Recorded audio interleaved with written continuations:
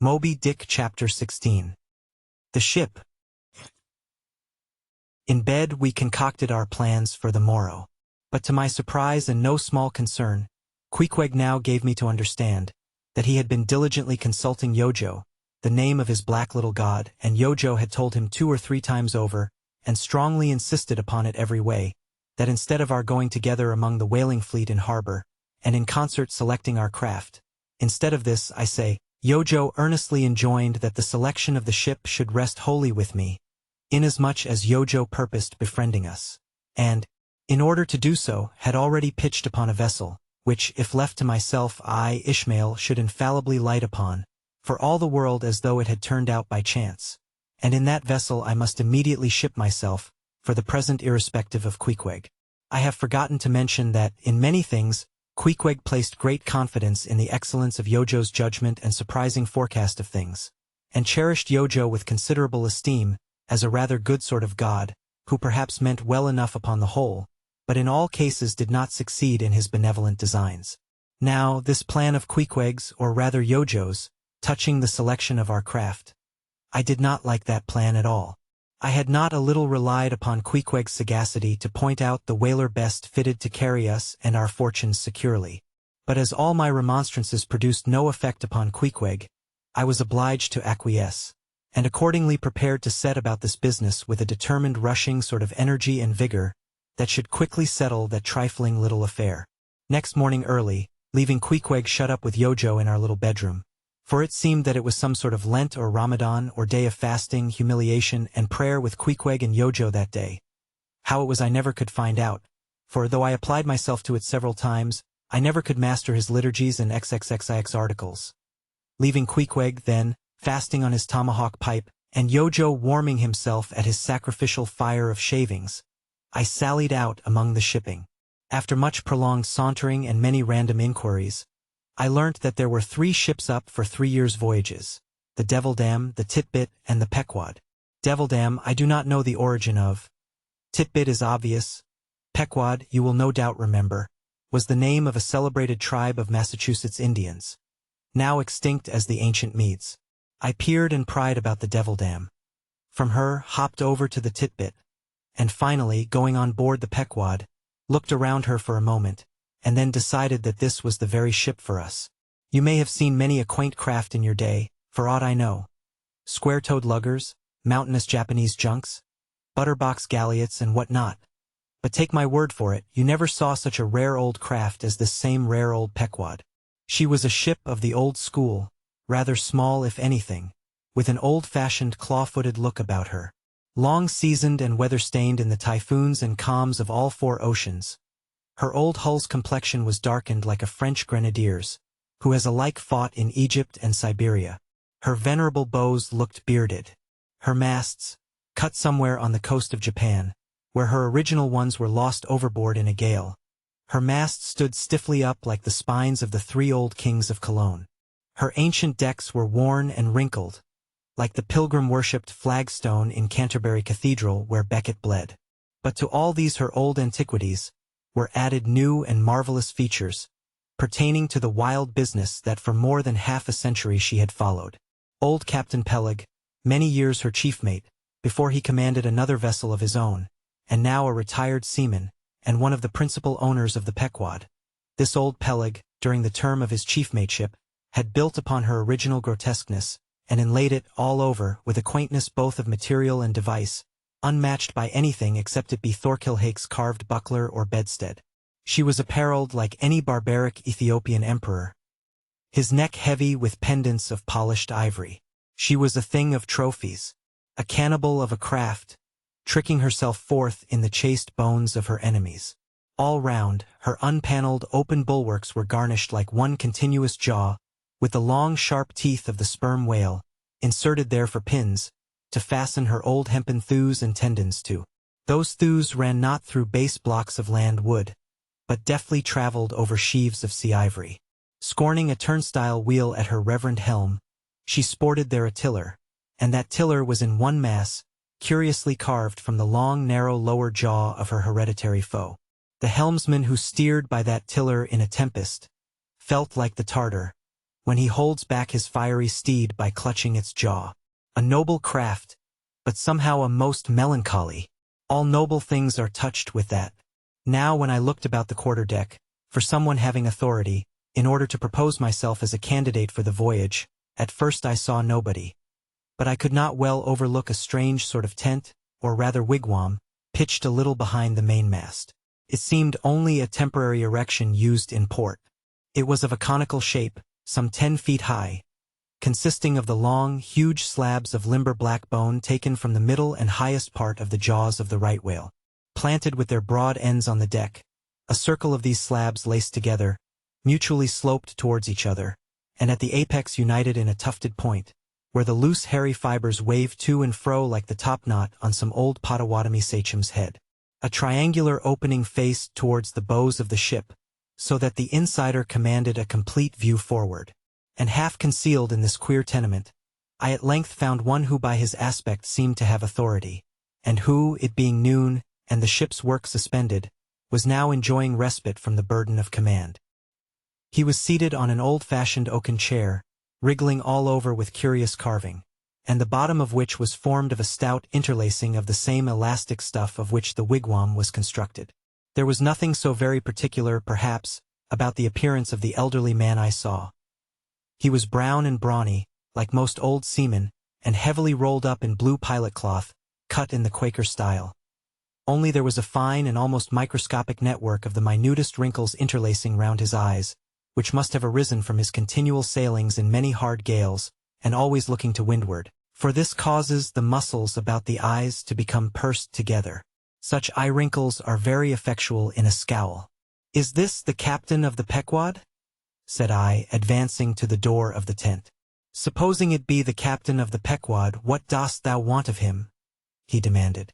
"I was thinking of shipping." "Thou wast thou? I see thou art no Nantucketer. Ever been in a stove-boat?" "No, sir, I never have." "Dost know nothing at all about whaling, I dare say, eh?" "Nothing, sir. But I have no doubt I shall soon learn. I've been several voyages in the merchant service, and I think that—" "Merchant service be damned. Talk not that lingo to me. Dost see that leg? I'll take that leg away from thy stern, if ever thou talkest of the marchant service to me again." "Marchant service indeed. I suppose now ye feel considerable proud of having served in those marchant ships. But flukes, man, what makes thee want to go a-whaling, eh? It looks a little suspicious, don't it, eh? Hast not been a pirate, hast thou? Didst not rob thy last captain, didst thou? Dost not think of murdering the officers when thou gettest to sea?" I protested my innocence of these things.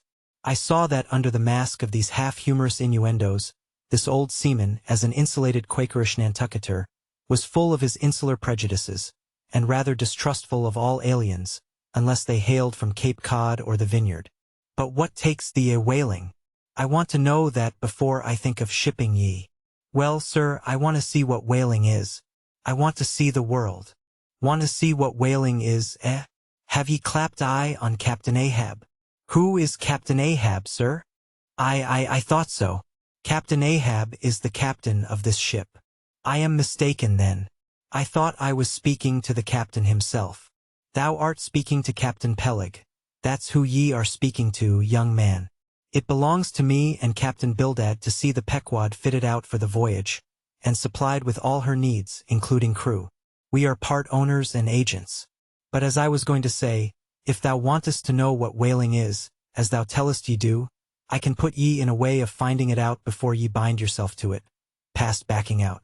Clap eye on Captain Ahab, young man, and thou wilt find that he has only one leg." "What do you mean, sir? Was the other one lost by a whale?" "Lost by a whale? Young man, come nearer to me. It was devoured, chewed up, crunched by the monstrousest parmacetti that ever chipped a boat." Ah. I was a little alarmed by his energy, perhaps also a little touched at the hearty grief in his concluding exclamation, but said as calmly as I could, "What you say is no doubt true enough, sir. But how could I know there was any peculiar ferocity in that particular whale, though indeed I might have inferred as much from the simple fact of the accident. Look ye now, young man, thy lungs are a sort of soft DC. Thou dost not talk shark a bit. Sure, You've ye been to sea before now? Sure of that, sir, said I. I thought I told you that I had been 4 voyages in the merchant. Hard down out of that. Mind what I said about the marchant service, don't aggravate me. I won't have it. But let us understand each other. I have given thee a hint about what whaling is. Do ye yet feel inclined for it? I do, sir. Very good. Now, art thou the man to pitch a harpoon down a live whale's throat, and then jump after it? Answer, quick! I am, sir, if it should be positively indispensable to do so, not to be got rid of, that is, which I don't take to be the fact. Good again.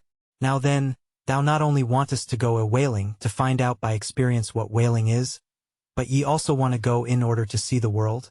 Was not that what ye said? I thought so. Well then, just step forward there, and take a peep over the weather bow, and then back to me and tell me what ye see there.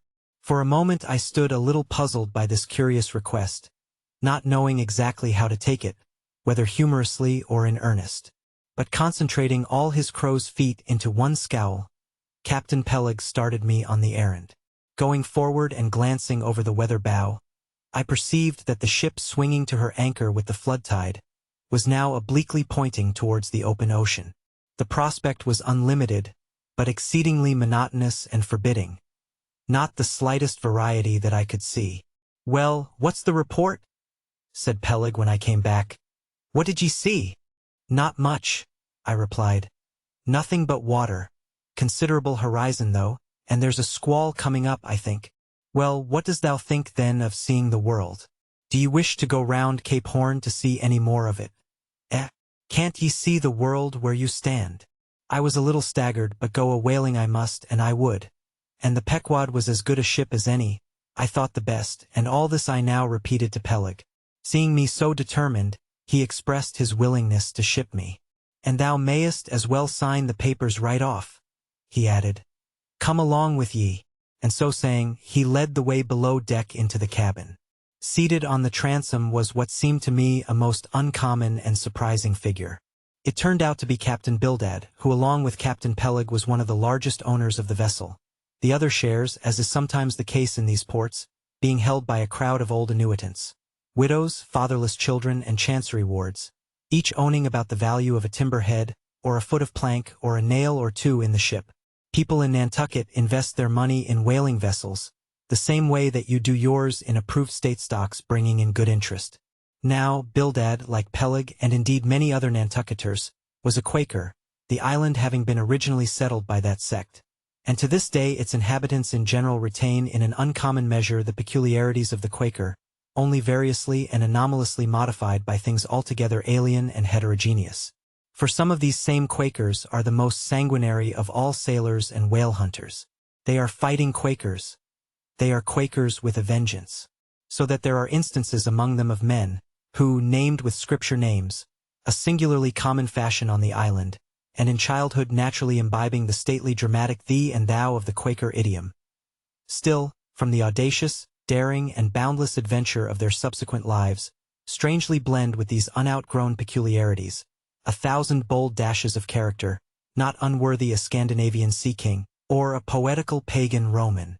And when these things unite in a man of greatly superior natural force, with a globular brain and a ponderous heart, who has also by the stillness and seclusion of many long night watches in the remotest waters, and beneath constellations never seen here at the north, been led to think untraditionally and independently, receiving all nature's sweet or savage impressions fresh from her own virgin voluntary and confiding breast, and thereby chiefly, but with some help from accidental advantages, to learn a bold and nervous lofty language, that man makes one in a whole nation's census, a mighty pageant creature, formed for noble tragedies.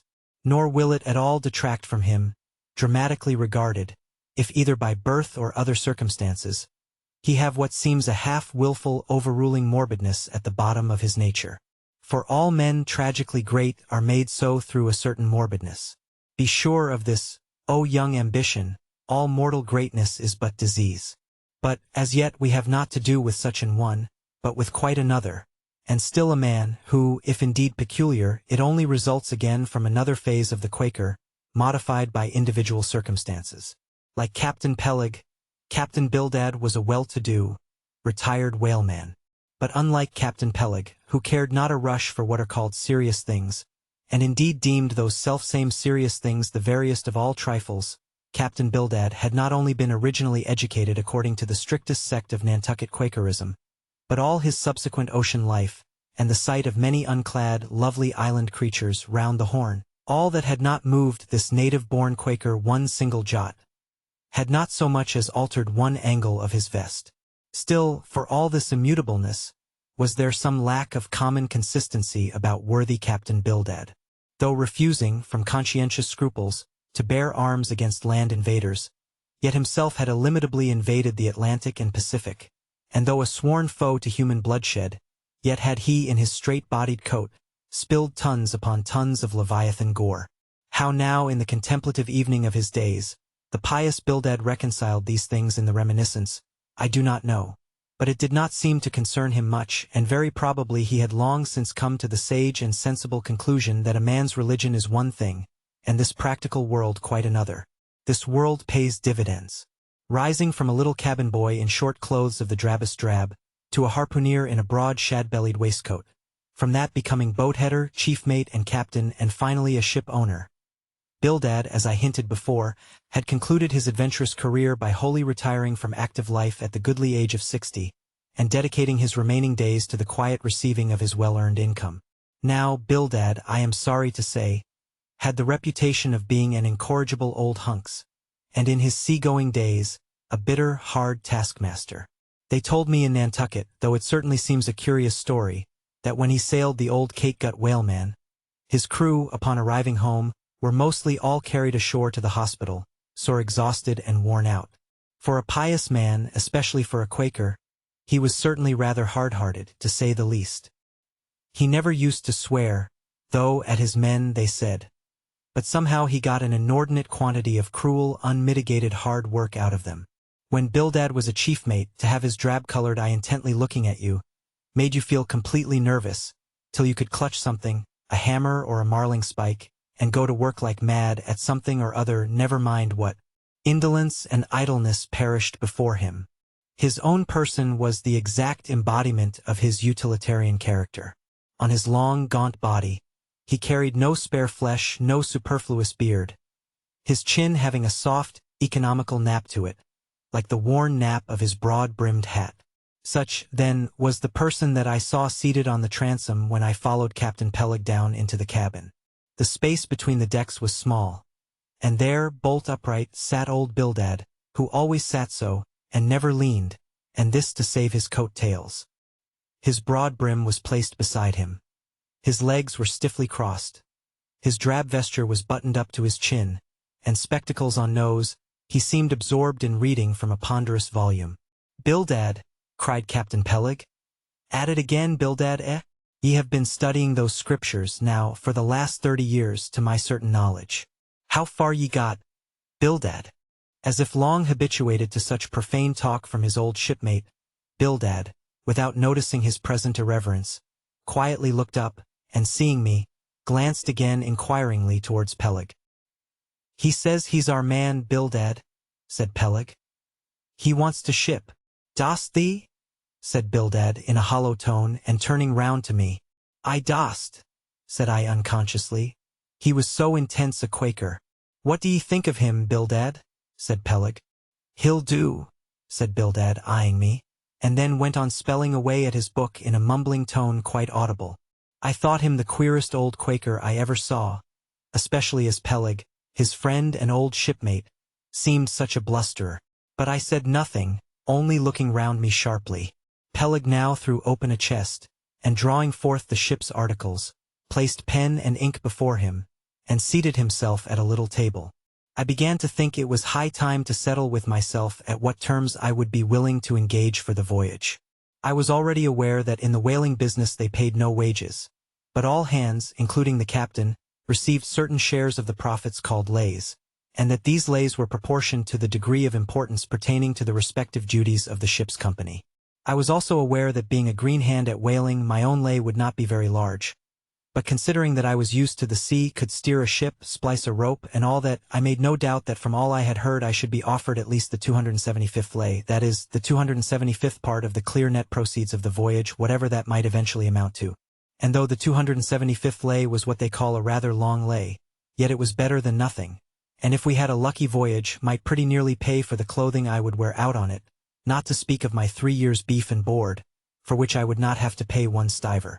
It might be thought that this was a poor way to accumulate a princely fortune, and so it was, a very poor way indeed.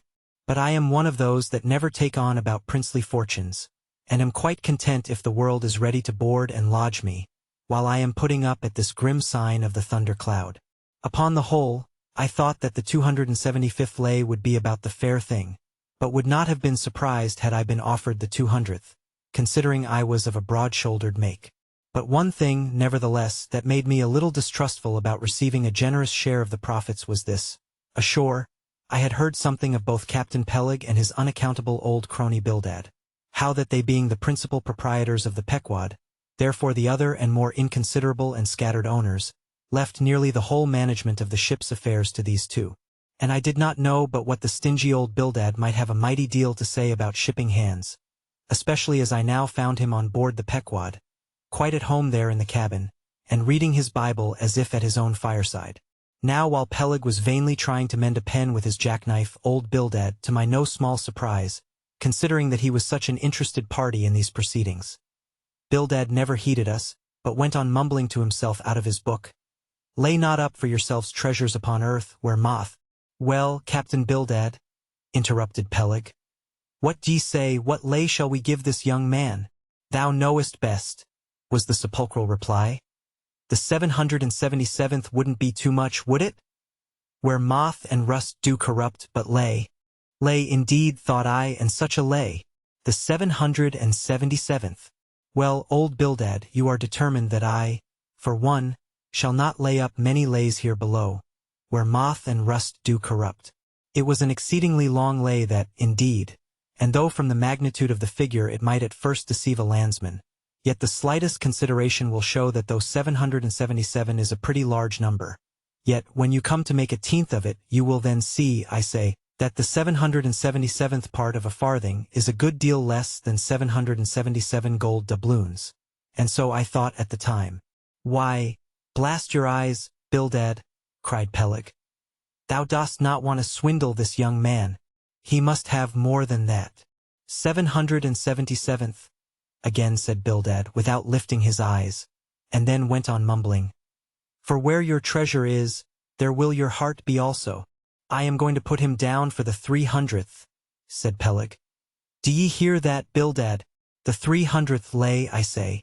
Bildad laid down his book and turning solemnly towards him said, Captain Peleg, thou hast a generous heart, but thou must consider the duty thou owest to the other owners of this ship, widows and orphans, many of them, and that if we too abundantly reward the labors of this young man, we may be taking the bread from those widows and those orphans. The 777th lay, Captain Peleg. Thou Bildad, roared Peleg, starting up and clattering about the cabin. Blast ye, Captain Bildad, if I had followed thy advice in these matters, I would afore now had a conscience to lug about that would be heavy enough to founder the largest ship that ever sailed round Cape Horn. Captain Peleg, said Bildad steadily, thy conscience may be drawing 10 inches of water or 10 fathoms, I can't tell, but as thou art still an impenitent man, Captain Peleg, I greatly fear lest thy conscience be but a leaky one, and will in the end sink thee foundering down to the fiery pit, Captain Peleg. Fiery pit, fiery pit. Ye insult me, man. Past all natural bearing, ye insult me. It's an all-fired outrage to tell any human creature that he's bound to hell. Flukes and flames. Bildad, say that again to me and start my soul bolts, but I'll swallow a live goat with all his hair and horns on. Out of the cabin, ye canting, drab-colored son of a wooden gun. A straight wake with ye. As he thundered out this, he made a rush at Bildad, but with a marvelous oblique, sliding celerity, Bildad for that time eluded him. Alarmed at this terrible outburst between the two principal and responsible owners of the ship, and feeling half a mind to give up all idea of sailing in a vessel so questionably owned and temporarily commanded, I stepped aside from the door to give egress to Bildad, who, I made no doubt, was all eagerness to vanish from before the awakened wrath of Peleg. But to my astonishment, he sat down again on the transom very quietly, and seemed to have not the slightest intention of withdrawing. He seemed quite used to impenitent Peleg and his ways. As for Peleg, after letting off his rage as he had, there seemed no more left in him, and he too sat down like a lamb, though he twitched a little as if still nervously agitated. "Phew!" he whistled at last. "The squall's gone off to leeward, I think. Bildad, thou used to be good at sharpening a lance. Mend that pen, will ye? My jackknife here needs the grindstone. That's he. Thank ye, Bildad. Now then, my young man, Ishmael's thy name, didn't ye say? Well then, down ye go here, Ishmael, for the 300th lay." "Captain Peleg," said I have a friend with me who wants to ship too. Shall I bring him down tomorrow?" "To be sure," said Peleg. "Fetch him along, and we'll look at him." "What lay does he want?" groaned Bildad, glancing up from the book in which he had again been burying himself. "Oh, never thee mind about that, Bildad," said Peleg. "Has he ever whaled it any?" turning to me. "Killed more whales than I can count, Captain Peleg." "Well, bring him along then." And, after signing the papers, off I went, nothing doubting but that I had done a good morning's work, and that the Pequod was the identical ship that Yojo had provided to carry Queequeg and me round the Cape. But I had not proceeded far, when I began to bethink me that the captain with whom I was to sail yet remained unseen by me, though, indeed, in many cases a whale ship will be completely fitted out, and receive all her crew on board, ere the captain makes himself visible by arriving to take command. For sometimes these voyages are so prolonged, and the shore intervals at home so exceedingly brief, that if the captain have a family, or any absorbing concernment of that sort, he does not trouble himself much about his ship in port, but leaves her to the owners till all is ready for sea. However, it is always as well to have a look at him before irrevocably committing yourself into his hands. Turning back, I accosted Captain Peleg, inquiring where Captain Ahab was to be found. "And what dost thou want of Captain Ahab? It's all right enough. Thou art shipped." "Yes, but I should like to see him." "But I don't think thou wilt be able to at present. I don't know exactly what's the matter with him, but he keeps close inside the house, a sort of sick, and yet he don't look so. In fact, he ain't sick.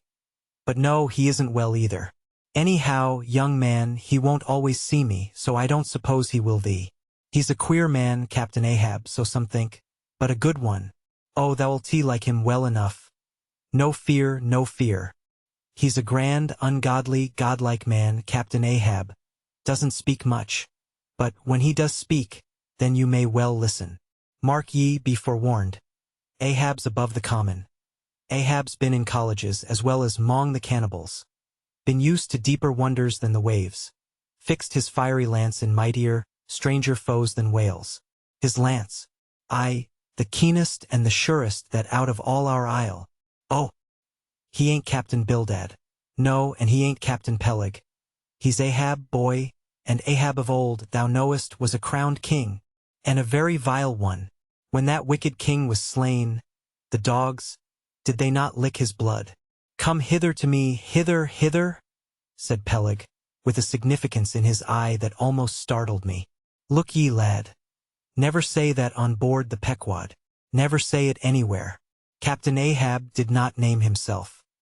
'Twas a foolish, ignorant whim of his crazy, widowed mother, who died when he was only a 12-month-old. And yet the old squaw Tistig at Gayhead said that the name would somehow prove prophetic. And, perhaps, other fools like her may tell thee the same. I wish to warn thee, it's a lie. I know Captain Ahab well. I've sailed with him as mate years ago. I know what he is, a good man, not a pious, good man like Bildad, but a swearing good man, something like me, only there's a good deal more of him. I know that he was never very jolly. And I know that on the passage home he was a little out of his mind for a spell. But it was the sharp shooting pains in his bleeding stump that brought that about, as anyone might see. I know, too, that ever since he lost his leg last voyage by that accursed whale, he's been a kind of moody, desperate moody and savage sometimes. But that will all pass off. And once for all, let me tell thee and assure thee, young man, It's better to sail with a moody good captain than a laughing bad one. So goodbye to thee, and wrong not Captain Ahab because he happens to have a wicked name. Besides, my boy, he has a wife. Not 3 voyages wedded. A sweet, resigned girl. Think of that. By that sweet girl that old man has a child. Hold ye then there can be any utter, hopeless harm in Ahab? No, no, my lad. Stricken, blasted. If he be, Ahab has his humanities. As I walked away, I was full of thoughtfulness. What had been incidentally revealed to me of Captain Ahab filled me with a certain wild vagueness of painfulness concerning him. And somehow, at the time, I felt a sympathy and a sorrow for him, but for I don't know what, unless it was the cruel loss of his leg. And yet I also felt a strange awe of him. But that sort of awe, which I cannot at all describe, was not exactly awe. I do not know what it was. But I felt it, and it did not disincline me towards him, though I felt impatience at what seemed like mystery in him, so imperfectly as he was known to me then. However, my thoughts were at length carried in other directions, so that for the present dark Ahab slipped my mind.